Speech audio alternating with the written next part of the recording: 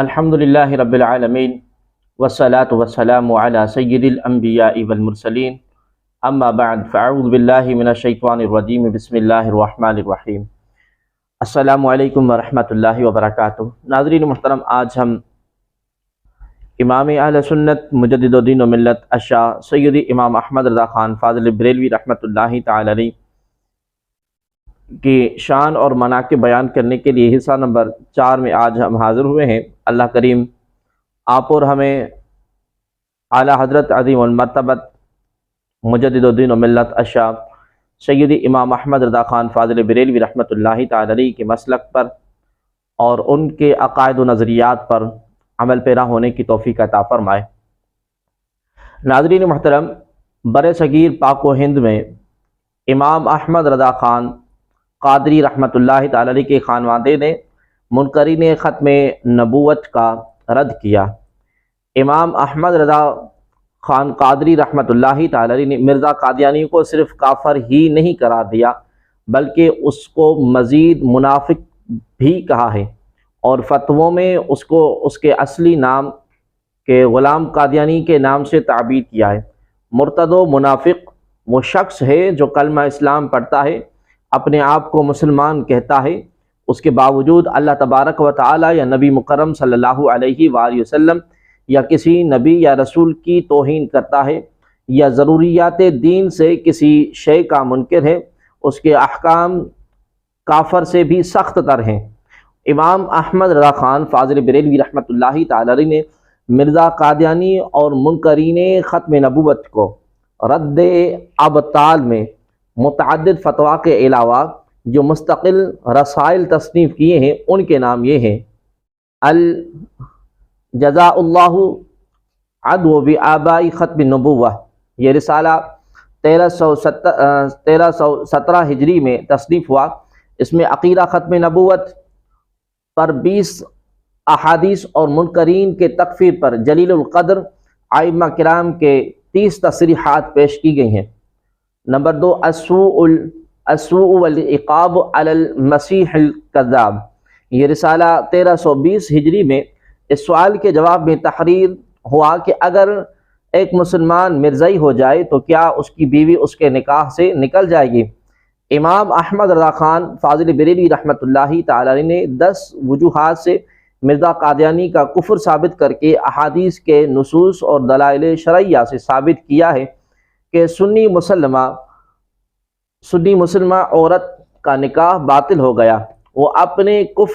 اپنے کافر مرتد شوہر سے فوراً علیحدہ ہو جائے۔ نمبر 3، قہر الدیان علی فرقہ بقادیان، یہ رسالہ 1323 ہجری میں تصنیف ہوا۔ اس میں جھوٹے مسیح کذاب قادیان کے شیطانی الہاموں، اس کی کتابوں کے کفر یا اقوال سیدنا عیسیٰ علیہ السلام، ان کی والدہ ماجدہ سیدہ مریم رضی اللہ تعالی عنہا کی پاک و طہارت اور ان کی عظمت کو اجاگر کیا گیا۔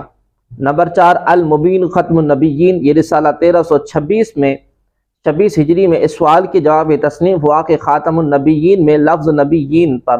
جو الف لام ہے وہ مستغرق کا ہے، یہ عہد خارجی کا ہے۔ امام احمد رضا خان فاضل بریلوی رحمۃ اللہ تعالی علیہ نے دلائل کثیرہ واضح سے ثابت کیا ہے کہ اس پر الف لام استغراق کا ہے اور اس کا منکر کافر ہے۔ نمبر 5، الجزاء الدیان علی مرتد القادیان، یہ رسالہ 3 محرم 1340 ہجری کو ایک استفتاء کے جواب میں لکھا گیا، اور اس سال 25 صفر المظفر 1340 ہجری کو آپ کا وصال ہوا۔ نمبر 6، المعتقد، امام احمد رضا خان فاضل بریلوی رحمۃ اللہ تعالی علیہ کے مستند افتاء سے ہندوستان میں جو سب سے پہلا رسالہ قادیانیت کے رد میں شامل ہوا وہ ان کے صاحبزادے مولانا مفتی حامد رضا خان رحمۃ اللہ تعالی علیہ نے 1315 ہجری الصارم الربانی علی اشراف القادیان کے نام سے تحریر کیا تھا، جس میں مسئلہ حیاتی عیسیٰ علیہ السلام کو تفصیل سے بیان کیا گیا اور غلام قادیانی کذاب کی مثیل صحیح ہونے کا زبردست رد کیا گیا۔ امام احمد رضا خان رحمۃ اللہ تعالی نے خود اس رسالے کو سراہا۔ ناظرین محترم، ان دلائل سے، ان سطور سے یہ بات واضح ہوتی ہے کہ منکرین نبوت اور قادیانیوں کے رد میں سیدنا حضرت امام اہل سنت مجدد الدین و ملت اشاع سیدی امام احمد رضا خان فاضل بریلوی رحمۃ اللہ تعالی علیہ کس قدر سرگرم، مستعد، متحرک اور فعال تھے۔ وہ اس فتنے کے ظہور ہوتے ہی اس کی سرکوبی کے در پہ تھے۔ اس فتنے کی رد میں سیدنا امام احمد رضا خان قادری رحمۃ اللہ تعالی علیہ کی مساعی جمیلہ اس قدر قابل ستائش اور قابل توجہ ہے کہ ہر موافق و مخالف نے انہیں قدر کی نگاہ سے دیکھا ہے۔ اللہ کریم جل جلالہ نے سرزمین ہند کو دیگر بے شمار انعامات کے ساتھ علم و فنون کی دولت سے بھی نوازا ہے۔ یہاں سے ہزاروں جلیل القدر اولیاء، صوفیاء، علماء نے دین اسلام کا پرچم بلند کیا۔ ان ہی دین کے خدمت گاروں میں ایک نام امام احمد رضا خان قادری رحمۃ اللہ تعالی علیہ کا بھی ہے۔ آپ نے اپنی زبان و قلم کے ذریعے نہ صرف دین اسلام کی تبلیغ و اشاعت کی، بلکہ دین اسلام پر ہونے والے اعتراضات اور اسلام کے تشخص کو داغدار کرنے والے باطل نظریات کا مدلل رد بھی فرمایا۔ اور ہر دور کی طرح آپ کے دور میں بھی دشمنان اسلام کے زرخرید مولویوں نے مسلمانوں کے دلوں سے خوف خدا، عشق مصطفیٰ صلی اللہ تعالی علیہ وآلہ وسلم، ادب صحابہ اور مقام اہل بیت رضی اللہ تعالی عنہم کو گھٹانے کے لیے کئی ہتھ کنڈے آزمائے۔ کبھی قرآن پاک کی غلط ترجمے کر کے، کبھی مسلمانوں کے عقیدوں کو شرک و بدعت کہہ کر، تو کبھی اولیاء کی فیض گاہوں سے دور کر کے، مگر قربان جائیے امام اہل سنت پر، جنہوں نے بفضل خداوندی قرآن و حدیث اور آثار اسلاف کے جامع دلائل سے ان باطل نظریات کا رد فرما کر امت مسلمہ کو ان کے چنگل میں پھنسنے اور گمراہ ہونے سے بچایا۔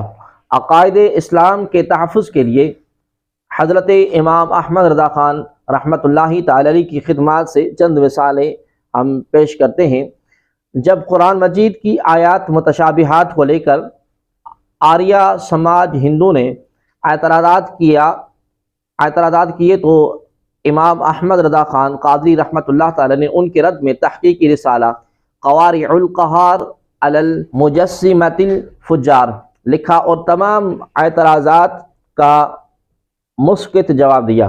اس رسالے کا مطالعہ کرنے کے لیے فتاوی رضویہ کی جلد 29 کو دیکھیے۔ جس وقت ایسے تراجم قرآن کی کثرت ہونے لگی جس میں تقدیس الہی کا پاس نہ تھا، نہ عظمت رسول کا رنگ، کوئی اللہ پاک کا دھوکہ دینے والا، کوئی اللہ پاک کو دھوکہ دینے والا لکھ رہا تھا معاذ اللہ، تو کوئی رسول اللہ صلی اللہ علیہ وآلہ وسلم کو گمراہ۔ ایسے ماحول میں ایک ایسے ترجمہ قرآن کی سخت ضرورت تھی جو عظمت خداوندی کا آئینہ اور حرمت رسول صلی اللہ علیہ وآلہ وسلم کا سرچشمہ ہو۔ اللہ پاک نے یہ عظیم کام امام اہل سنت حضرت امام احمد رضا خان قادری رحمۃ اللہ تعالی علیہ سے لیا۔ آپ نے قرآن پاک کا ترجمہ کیا جو کہ کنز الایمان کے نام سے آج بھی بہت مشہور ہے۔ آپ کے ترجمہ قرآن کو پڑھنے سے دل میں اللہ تبارک و تعالی کی محبت اور عشق رسول صلی اللہ علیہ وآلہ وسلم میں اضافہ ہوتا ہے۔ جب اس بات پر کتابیں لکھی جانے لگی کہ جھوٹ اللہ تبارک و تعالی کی قدرت میں داخل ہے اور وہ جھوٹ بولنے پر قادر ہے، تو حضرت امام احمد رضا خان قادری رحمۃ اللہ تعالی علیہ نے سبحان السبوح عن الکذب المقبوح لکھ کر اس بات کو ثابت کیا کہ اللہ تبارک و تعالی کی ذات اس عیب سے پاک ہے۔ مزید تفصیلات کے لیے فتاوی رضویہ کی 15ویں جلد دیکھیں۔ ختم نبوت کے انکاری نظریہ پہ امام احمد رضا خان قادری رحمۃ اللہ تعالی علیہ نے مرزا غلام احمد قادیانی کا سخت تعاقب کیا اور اس کے رد میں کتب رسائل بنام السوء والعقاب علی المسیح الکذاب، قہر الدیان علی مرتد قادیان، الجراز الدیانی علی مرتد القادیانی، جزاء اللہ عدو بآبائہ ختم نبوہ لکھے جس سے آپ کی علمیت اور رد مرزائیت کا واضح ثبوت ملتا ہے۔ مزید تفصیلات کے لیے فتاوی رضویہ کی 15ویں جلد دیکھیں۔ جب اس نظریے کو عام کیا جانے لگا کہ رسول اللہ صلی اللہ علیہ وآلہ وسلم کو لفظ یا کے ساتھ ندا کرنا شرک ہے، تو امام احمد رضا خان فاضل بریلوی رحمۃ اللہ تعالی علیہ نے انوار الانتباہ فی جلی نداء یا رسول اللہ نامی رسالہ لکھا اور یہ ثابت کیا کہ رسول اللہ صلی اللہ علیہ وآلہ وسلم کو لفظ یا کے ساتھ پکارنا نہ صرف جائز بلکہ اسلاف سے ثابت بھی ہے۔ مزید تفصیلات کے لیے فتویٰ رضویہ کی جلد نمبر 29 ملاحظہ فرمائیں۔ جب اہل اسلام میں یہ بات پھیلائی جانے لگی کہ رسول اللہ صلی اللہ علیہ وآلہ وسلم کو دافع البلا یعنی مصیبتوں کو دور کرنے والا سمجھنا شرک ہے، تو امام احمد رضا خان قادری رحمۃ اللہ تعالی علیہ نے